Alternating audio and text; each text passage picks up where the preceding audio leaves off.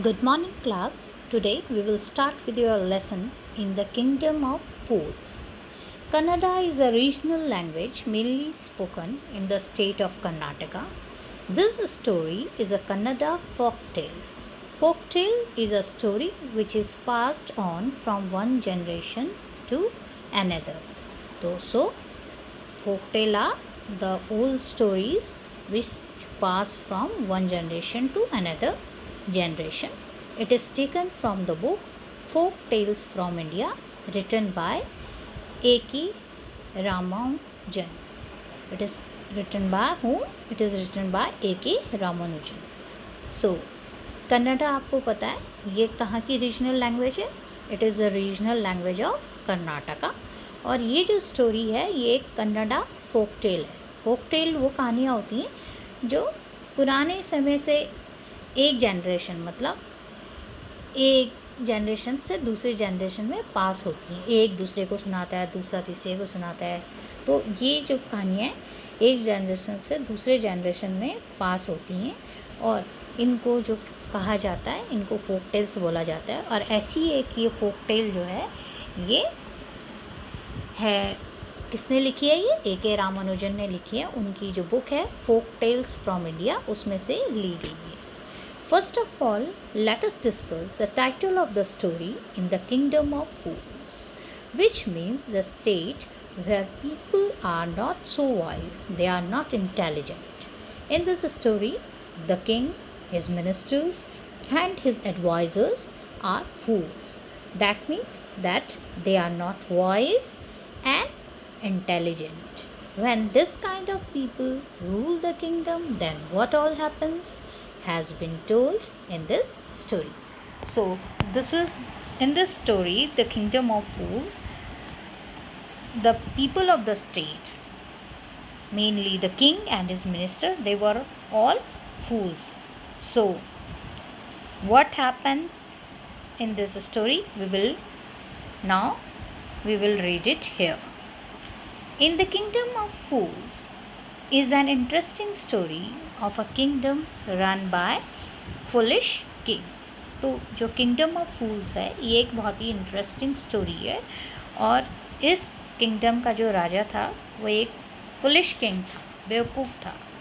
One day a saint and his disciple reached the kingdom. The saint was astonished to see that the people were sleeping during the day and worked during the night. अब एक दिन इस राज्य में एक महात्मा और उसका एक शिष्य है वो आते हैं.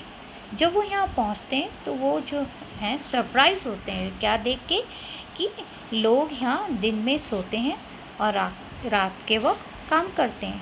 तो ये देख के वो दोनों जो हैं saint and the disciple they both were surprised. He was disturbed to see that all the food items in the kingdom costed the same one dudu. Dudu we call rupee in the regional language. तो वो ये देख के बहुत surprise थे और जो उनके जो गुरुजी थे वो ये बात बहुत डिस्टर्ब हुए ये देख के कि ये क्या है, सारी आइटम्स जो हैं सारा सामान यहाँ उसकी एक ही कॉस्ट है. तो ही एनालाइज दैट, तब उन्हें ये लगा कि ये जो किंगडम है ये जरूर बेवकूफ़ों का है, यहाँ फूल्स जो हैं इस किंगडम को चलाते हैं. He analyse that it was a kingdom of fools and order his disciple to leave the place. अब वो अपने शिष्य से बोलते हैं कि भाई इस जगह में रहना ठीक नहीं है और ये तो मूर्खों का राज्य लगता है. और वो अपने डिसिपल से कहते हैं कि चलो हम यहाँ से कहीं और चलते हैं, यहाँ रहना हमारा ठीक नहीं है. The disciple did not leave with his guru as he was lured by the abundance of cheap food. अब डिसिपल जो है वो गुरुजी के साथ जाने को तैयार नहीं होता. क्यों? क्योंकि यहाँ जो है उसको हर चीज़ जो है खाने पीने का हर सामान वो एक ही प्राइस में मिल रहा था. 1 रुपये में फॉर एग्ज़ाम्पल सब कुछ जो है खाने पीने का सारा सामान मिल रहा था. तो उसको ये लगता है कि यहाँ तो बहुत ही ज़्यादा सस्ता है. तो इस लालच से वो क्या गुरुजी के साथ जाने को तैयार नहीं होता। तो फिर उनके गुरुजी जो हैं उनको छोड़ के वहाँ से चले जाते हैं। One day a man approached the king for justice. He claimed that his brother was committing his ancient trade of theft, and during that the wall of a man's house fell on him and he died. He asked the king to get him compensated. अब क्या होता है कि एक बार एक चोर जो है वो किसी आदमी के घर के अंदर घुसता है, चोरी करने के इरादे से वो घर के अंदर घुसता है। तो जैसे ही वो दीवार के पास पहुंचता है, दीवार में छेद करने की सोचता है, तभी क्या होता है, क्योंकि दीवार कमज़ोर थी तो इसलिए जो है वो पूरी दीवार उस आदमी के ऊपर ही गिर जाती है, उस चोर के ऊपर गिर जाती है और वो मर जाता है। तो उसका जो भाई होता है वो राजा के पास जाता है। ही अप्रोच्ड द किंग और उनसे कहता है कि भाई आप मेरे साथ न्याय कीजिए, मेरा भाई जो है वो अपना पुराना ट्रेड मतलब चोरी का काम जो है वो करने जा रहा था, और उस दौरान जो है जिस आदमी के घर वो चोरी करने गया था उस आदमी के घर की जो दीवार है वो उसके ऊपर गिर गई और उस वजह से उसकी मौत हो गई, and the reason he died. Then he asked the king to get him compensated. उन्होंने राजा से बोला कि भाई आप इसका मुझे मुआवजा दिलाइए कि मेरा भाई जो है वो मर गया इनकी वजह से। As the king was foolish, क्योंकि राजा जो था वहाँ का वो कैसा था, वो मूर्ख था, फुलिश था। तो उन्होंने ये नहीं समझा कि जो मरा है आदमी वो एक क्रिमिनल था, वो क्या था, एक चोर था। तो उस बजाय ये एनालाइज करने के कि वो जो मरा है वो एक क्रिमिनल था, चोर था, तो ऑन द कॉन्ट्ररी उसके मतलब अगर हम देखें उसके उल्टा उन्होंने क्या करा, he tried all the people. उन्होंने एक एक करके सभी लोगों को बुलवाया जो इसमें इन्वॉल्व थे। सबसे पहले उन्होंने उसको बुलाया जिसके घर चोरी हुई। तो उन्होंने उससे बोला कि भाई तुमने इतनी कच्ची जो दीवार है ऐसी क्यों बनाई कि वो उसके तुम्हारी दीवार के नीचे गिर के जो दीवार है उसके ऊपर गिरी और वो मर गया, तो तुम दोषी हो। तो वो मर्चेंट से कहता है, तो मर्चेंट कहता है भाई कि योर हाइनेस वो वॉल तो मैंने नहीं बनाई थी, वो वॉल जो है जिसने बनाई थी वो अब बूढ़ा हो चुका है, और ये वॉल जो है मेरे जब पिताजी थे उनके टाइम की बनी हुई है। और तो उन्होंने उसको बुलाया जिसने वो वॉल जो है वो बनाई थी। अब उससे पूछा गया कि भाई तुमने जो ये वॉल है इसको ढंग से क्यों नहीं बनाया, और तुम्हारी लापरवाही की वजह से जो चोर है या ये आदमी है ये मारा गया, तो इसलिए तुम दोषी हो, उसकी सज़ा तुम्हें दी जाएगी।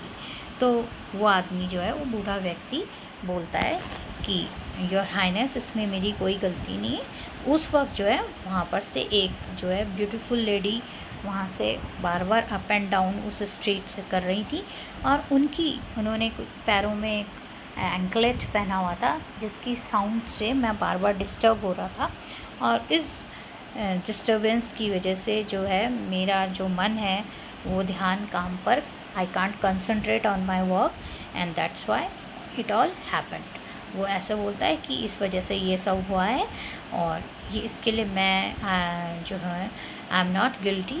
आप ये तो उनकी गलती है, वो जो लेडी थी जो बार बार स्ट्रीट से अप एंड डाउन कर रही थी और जिनकी वजह से जो है मेरा कंसंट्रेशन जो है वो बिगड़ गया और मैंने खराब वॉल बनाई।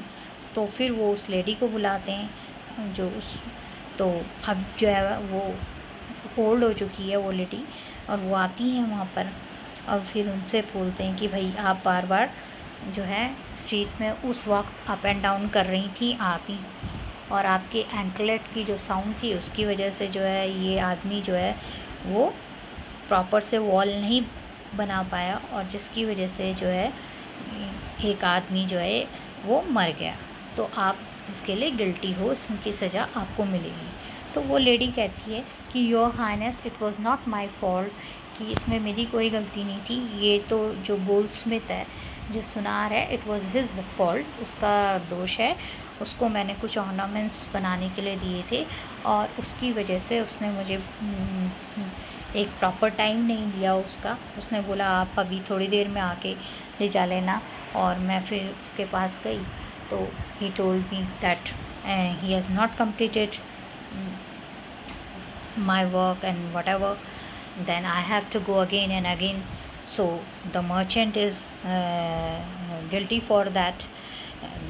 उस डांसिंग गर्ल ने उन्होंने बताया कि जो है मैं उस गोल्ड स्मिथ की वजह से I had to move around in the street that day. तो उन्होंने बोला कि वो सुनार है उसकी वजह से ये सब हुआ। तो उन्होंने जो है फिर उस गोल्ड स्मिथ को बुलाया, और फिर गोल्ड स्मिथ ने बोला कि your highness I am not guilty, क्योंकि उस वक्त मुझको जो है एक काफ़ी बड़े जो मर्चेंट हैं उन्होंने अपने ऑर्डर दिए थे कुछ ज्वेलरी बनाने की, और उनको उनके फैमिली में मैरिज थी तो उनको वो फटाफट चाहिए थे, और आपको तो पता ही है कि रिच लोग कैसे बिहेव करते हैं। तो इस वजह से मुझे पहले उनकी जो ज्वेलरी है वो ऑर्नामेंट्स वो बनाने पड़े। तो इस वजह से ये जो गर्ल हैं डांसिंग गर्ल हैं इनको बार बार आना पड़ा। तो मैं गिल्टी नहीं हूँ, मैं तो सिर्फ उनके ऑर्डर्स की वजह से मुझे ऐसा करना पड़ा। तो फिर वो पूछते हैं कि वो कौन थे, तो फाइनली पता चलता है कि वो जो मर्चेंट थे वो जिस मर्चेंट के घर पर उस चोर ने चोरी की थी और वो वॉल से गिरकर मर गया था, वो उसी के फादर थे। तो फिर किंग बोलते हैं कि देखो ये तो जो मर्चेंट हैं ये तुम्हारे फादर थे जिनकी वजह से ये सब हुआ है, और उसके लिए वो गिल्टी हैं क्योंकि तुम उनके बेटे हो और तुमने जो है उनकी प्रॉपर्टी सब कुछ इनहेरिट किया है। तो जब तुमने उनके प्रॉपर्टी और उनके जितने भी वैल्यूएबल थिंग्स हैं उनको इनहेरिट किया है, तो तुम्हें उनके सिंस को भी इनहेरिट करना पड़ेगा, और उसका जो भी फॉल्ट तुम्हारे फादर से हुआ था वो सब उसकी सज़ा तुमको मिलेगी। तो ही टोल्ड हिम दैट जो है तुमको पनिश किया जाएगा तुम्हारे फादर की जगह। तो अब क्या होता है कि एक जो उसको मारने के लिए एक स्टेक वहाँ पे बनाया जाता है, और another turn of events take place when the minister feels that the merchant is too thin to be killed by the stake। तब उन्हें लगता है कि वो जो है जहाँ पर उसको सज़ा देनी थी, वो जो स्टेक बना होता है जिस पे सिर रख के उन्होंने उसको मौत के घाट उतारना था, उसको मारना था, तो वो देखते हैं कि वो बड़ा है और जो वो मर्चेंट है वो बहुत पतला है, तो उसका जो हेड है उसमें फिट नहीं आएगा। तो फिर वो कहते हैं कि अब क्या करें, अब किसी ना किसी को तो हमें, क्योंकि वो बेवकूफ़ थे तो इसलिए वो फुलिश डिसीज़न ही लेते। तो कहते हैं कि अब हमें इसमें किसी ना किसी को तो, अब हमने ये स्टेक तैयार किया है तो हमें किसी ना किसी को तो उसे मारना ही पड़ेगा। तो वो राजा ऐलान कर देते हैं कि जाकर ऐसे आदमी को ढूंढो जो कि इसके अंदर फिट आ जाए। अब वो जो डिसाइपल था, जो उसका शिष्य था गुरुजी का, वो क्या होता है, क्योंकि वहाँ उसको सब कुछ बहुत सस्ते रेट्स में मिलता है, तो वो खा के सारे दिन भर खूब खाता रहता था, और खाकर वो he became fat, that disciple had become very fat. तो उस वजह से जो किंग के जो वो हैं गार्ड्स, वो उसको लेके जो है वो वहाँ आ जाते हैं, राजा के उसमें पैलेस में लेके आते हैं उसको, और कहते हैं कि अब जो है ये जो है स्टेक में फिट आ जाएगा और हम इसको जो है वी विल पनिश हिम, इसको हम मौत के घाट उतार देंगे and the problem is solve now. तो फिर वो डिसाइपल उसको वो मन ही मन जो है अपने जो गुरुजी हैं वो सेंट को याद करता है, अपने गुरुजी को मन ही मन याद करता है, उनसे प्रे करता है और उनसे हेल्प मांगता है। तो जो गुरुजी थे वो विजुअलाइज कर लेते हैं, वो समझ जाते हैं कि उनका जो शिष्य है वो मुसीबत में है, और वो उसको बचाने के लिए he reaches to save him. So after then he uses his intelligence and wisdom to trap the foolish king. वो उसको किसी तरह से इस तरह से वो उसको वो ट्रैप करते हैं कि वो जो फुलिश किंग है उनके जो जाल है उसमें फंस जाता है. And finally the king and his minister get themselves killed by the stake in place of the guru and his disciple. क्योंकि वो जो है वो इस तरह से उसके शिष्य के कान में कुछ कहता है और फिर वो राजा के आगे बोलता है कि ऐसा कीजिए क्योंकि मैं इसका गुरु हूँ तो आप मुझे मारिए. तो पीछे से शिष्य बोलता है कि नहीं आप मुझे मारिए. तो ऐसे करके दोनों एक अपना नाम लेते हैं कि नहीं पहले हमें मारिए पहले हमें मारिए. तो राजा उनसे पूछता है no there is something wrong so tell me. तो वो उसके कान में जाके बोलता है कि आप जो हैं you are very great king और यहाँ जो है पहली बार किसी को आपके राज्य में सज़ा मिल रही है और ये जो गोल्डन स्टेक है इसमें अगर कोई पहली बार जो भी मरेगा वो मरने के बाद जो है रिबॉर्न होकर वो इस राज्य में राज्य करेगा. और जो सेकंड उसके बाद जो मरेगा इसमें वो यहाँ का मिनिस्टर बनेगा. तो राजा सोचता है कि राजा जो है उसको जो डिसाइपल होता है उसको जो पनिशमेंट दिया था उसको टाल देता है और फिर वो अपने मिनिस्टर के साथ बात करता है और कहता है कि जो गुरुजी हैं जो सेंट हैं उन्होंने ऐसी ऐसी बात कही है एंड वो नहीं चाहते कि वो अपना राज्य किसी और को दे दें या किसी और के पास उनका राज्य चला जाए. तो उससे अच्छा ये होगा कि वो खुद ही स्टेक में वहाँ पर अपनी जान दे दें और जब वो और उनके मिनिस्टर फिर से रिबॉर्न होके इस राज्य में राज करेंगे. तो वो क्या करते हैं वो अपने सर्वेंट्स को बोलते हैं कि अंधेरे में आपके पास जो भी पहले आएगा उसको पहले मारना और then who will come after वो किल दैट पर्सन. तो इस तरह से वो डिस्गाइज में उन दोनों को गुरु को एंड द डिसाइपल वो उनको छोड़ देते हैं और फिर जो है बाद में उनकी जगह जो है वो सर्वेंट्स उनको राजा को और मिनिस्टर को मार देते हैं. So finally the king and his minister get themselves killed by the stake in place of Guru and his disciple. The people of the kingdom begged the Guru. When king and the minister died, then people begged the Guru and his disciple to become their new king and minister. क्योंकि वहाँ के लोग बोलते हैं कि अब हमें किसी ना किसी राजा की ज़रूरत है, हम बिना राजा के कैसे रहेंगे. तो वो उनको बोलते हैं गुरुजी को और उनके डिसाइपल को कि आप हमारे you become our king and the minister. तो Guruji he agreed on the condition that the kingdom would function normally like all other kingdom state. तो वो उनसे कहते हैं कि वो इसी शर्त में वहाँ के राजा बनेंगे अगर इस किंगडम में ये किंगडम भी जैसे और राज्य चलते हैं और किंगडम चलते हैं वैसे ही ये भी चलेगा. तो वैसे ही फंक्शन करेगा जैसे नॉर्मली और किंगडम्स फंक्शन करते हैं. तो वो तभी यहाँ के किंग बनेंगे. And all the people agreed and then the guruji became the king of that kingdom. And here the story ends. So this is the story of how the foolish king and his minister finally came to an end, finally died, and the people get rid of such a foolish king.